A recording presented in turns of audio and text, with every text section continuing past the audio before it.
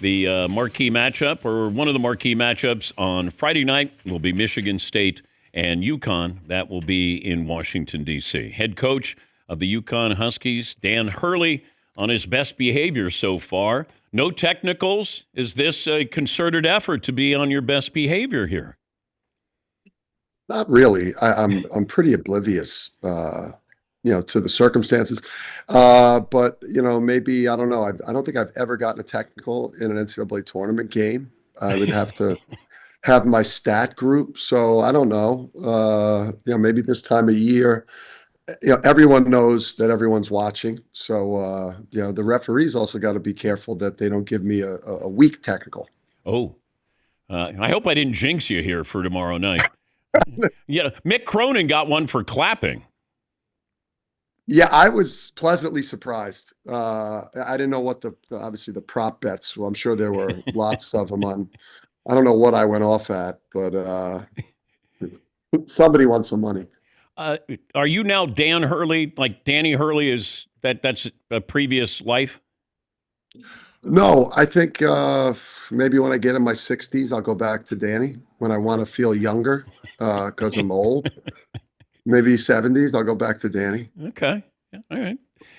I know that you reached out to a lot of people when you considered the Lakers job. You reached out to Tom Izzo, who you face tomorrow night. What did Coach say? Because I know he was thinking about going to the Cavaliers. What was that? The year that LeBron left the Cavaliers, he was going to go in and coach. So what advice did he give you on the Lakers job? Yeah, I mean, Coach Izzo, he walked me through just his thought process when he went through like the decision making of making that move to the NBA and the pros and cons. And he obviously at that time college was very different. And the point that Coach had made to me was, hey, I think you really got to consider it. Our sport right now, it's so unregulated. It's such a mess. I would have considered this more now than I did back when college basketball, was more regulated. So Coach has been there for me on lots of different things, and I've studied Coach for a long time, like I have all the great coaches. I've studied, their films as a high school coach, trying to learn, favorite practice drills of Tom Izzo, anything on motivation and leadership, culture building. I've studied all the great coaches and taken advice from all the great ones. Can you see yourself coaching at his age? I can't see myself coaching at his age, but I also can't see myself not coaching. It's like, like when you're part of teams and this is so much of a part of your identity, I always say to myself, I can't believe these guys are coaching in their 70s. Yeah. But then, then you find yourself coaching in your 70s. Like Patino. I mean, he's a lifer. I mean, these guys are, it's incredible to me, like it really is the energy level, how they, the thing about college, college coaching, college basketball is like the head coach drives the organization. I mean, they drive it, and are pushing everyone around them to the max. And, obviously, with the amount of years those guys put in and what they achieved, and to still be pushing that hard in their 70s, incredible. Can you be out-coached? I think that's a little bit of a whoever won the game outcoached the other guy thing. I think it's more about matchups, especially this time of year. You've got great coaches coaching all 16 of these teams. It all comes down to, I think, matchups, who's playing their best at this time of year, halftime adjustments and all that stuff. I think it's way, way overrated. Talking to Dan Hurley, the Connecticut basketball coach. They got Michigan State tomorrow night. St. John's getting a 5 seed after winning the Big East is crap. I mean, crap. And then having the two Big East teams, in the same region, it's probably the same. Do you think that they were hoping that there would be a rematch? I mean, the committee. Yeah, I mean, I think that they're definitely the committee.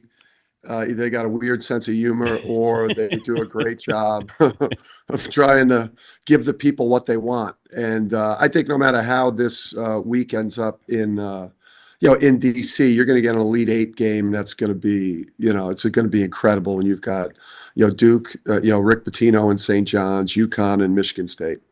I had somebody ask me this, and I didn't know if they were joking, and I realized they weren't. They said, "Can UConn be a Cinderella story as a 2 seed?" I go, "No." Well, I'll ask you: are you a Cinderella story this year?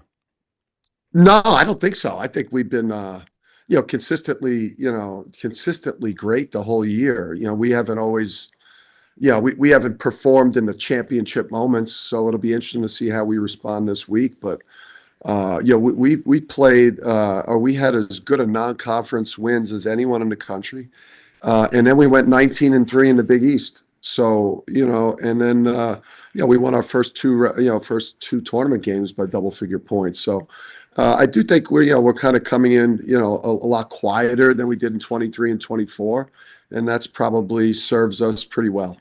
I'm curious about the future of the mid-major here, Dan, because I don't know if these last 2 years are an aberration, or is that the future of the Blue Bloods are going to take over and mid-majors are not going to be what they used to be? Yeah, well, I definitely think that, I think it's going to get tougher for mid-majors because I think more high majors are going to spend more money in this offseason. So I think it's going to get even tougher, I think, to make the NCAA tournament. And then I think it's going to be tougher for the mid-majors. But then I also, on the flip side, I think you're going to see even more international players coming into college basketball. I just think the inventory is going to grow as it makes more sense for international players that can make more money in college in America. And then that, I think, is just going to create more inventory of talent that the mid-major ends up with better players, and they could maybe win more of these early conference games. But I wonder, though, if you would rather get a transfer who has proven, or you got a high school kid. I mean, in a perfect world, I'd rather have the high school kid, and I think the way that we try to do it is a majority of our team we want is homegrown boys that we developed a relationship with. We have a culture. We got a real connection. You got a real fabric of a team, and then supplement with what you need in the portal, or at least in most cases have multiple years with the transfer, so it doesn't feel so transactional, and it doesn't feel like you're just putting together a mercenary squad. What's the most money somebody has asked you for? $4.5 million, I think. How does that conversation go? It doesn't actually go on with me because I'll meet with the agents to talk about the vision for the player. On the official visit with the transfer or the high school player, they could sit in on how we plan to develop the player, how do we use them in the system, whatever. But once we get to any type of negotiating, that just goes to the GM, Tom Moore, and then he just kind of walks in and out of the boardroom telling me where the negotiation's going, and then I try to stay out of that. I don't, the negotiations get personal. How would you do coaching the UConn women's team, and how would Gino do well coaching the men's team? Well, I think Gino would obviously do better coaching the men's team than I would do coaching the women, because Gino's maybe the best coach of all time. So I would be more relaxed. Obviously, I wouldn't be. I would enjoy. I don't know. They've won 27 or 30 games this year by 25 points or more. Yeah. I don't know how I would handle that. I don't know what type of stress I would create, and what type of tension could I create there. It would probably make me crazy. I would long for a brutal loss at some point. You would probably consult your wife a lot more. I would. She would. Yeah, she'd have a lot to say too, and she'd be constantly monitoring me. You would have to find somebody to yell at, and it'd be hard to find somebody to yell at on the women's team. Yeah, it would be, and and then I don't know. Or the officials are mostly female, or I mean, it was at half and half. It'd be an adjustment Will to a you different world. will you watch the games tonight? Yeah, we'll keep these guys up and do video. It's the game's going to start for us close to 9. So but last week we played at I think we started our first round game at 10:30 Eastern time. So our body clock is used to playing late at night. But yeah, I mean, only in years that I get eliminated early do I not watch. I refuse. I boycott the tournament in years where we're not in contention. Yeah, I understand that. And, why put yourself through the agony of watching somebody and you go, we're better than them? Yeah, and it's like when you're a little kid or something, and if you didn't get invited to a birthday party or a pool party or something in your neighborhood, and then what are you going to do? Go up to the fence and listen to the kids splash around in the water? No one's doing that. Is there something you want to tell me that you didn't get invited to the pool parties in the neighborhood? Did anybody have a pool in Jersey City? No.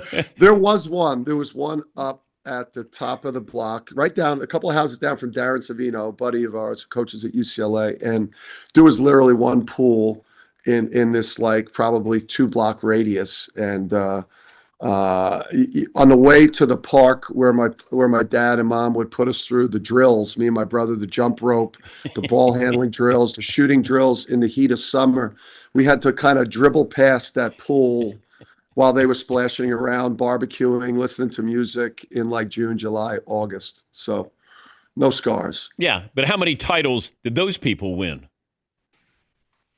I mean, I don't think they. Yeah. Sports wasn't their deal. Wait, but they're chilling. Was your mom putting you through drills with your dad? Yeah, because during the week, my dad, he was a probation officer. So during the summer, my dad didn't teach at St. Anthony, so he didn't get the summers off. So either me and Bob would write up the plan for the day, or my dad would have the workout written out, the UB Brown box drills, the agility warm up. I mean, we would make chalk, X's on the court so we could do our agility work. My mom would have a whistle, and she would put us through the paces as people would be looking out at us in astonishment.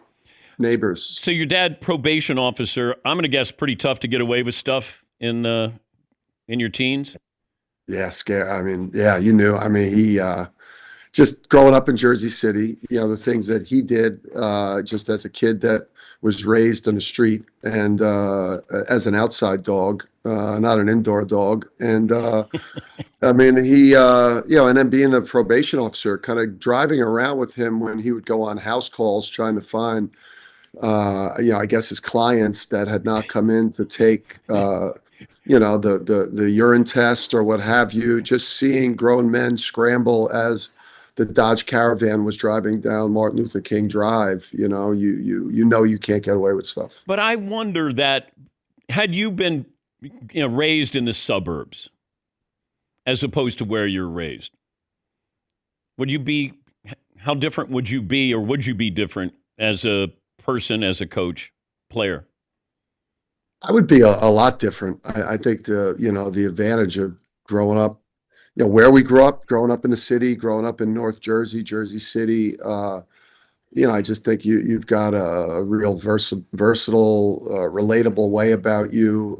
You feel like you could, communicate with a very diverse group of people from all different types of backgrounds. I mean, Jersey City, I think next to Queens is the most diverse city in America. So, it's you develop, a connection to all people. You're comfortable out on the street corner, but you develop a comfortability in the boardroom. Great to talk to you. Do you have big plans for today? Just the final prep. I mean, this is actually a good time of year, Dan, because the practices are short. The hay is in the barn, and you feel a lot less pressure this year. You feel like getting to this weekend, you're back in contention. You're playing one of the best teams in the country, in Michigan State. It feels like a lot of pressure's off. Let's let it go rip. Did you just come on because you were bored today? Yeah, I do. And I need time filling. Because this brain right now needs distraction. All right. Well, yeah. hopefully I provided one for you. Thanks. Great to talk to you. Good luck tomorrow night. Appreciate you, Dan. That's Dan Hurley or Danny Hurley, depending on how old he is. Jersey City.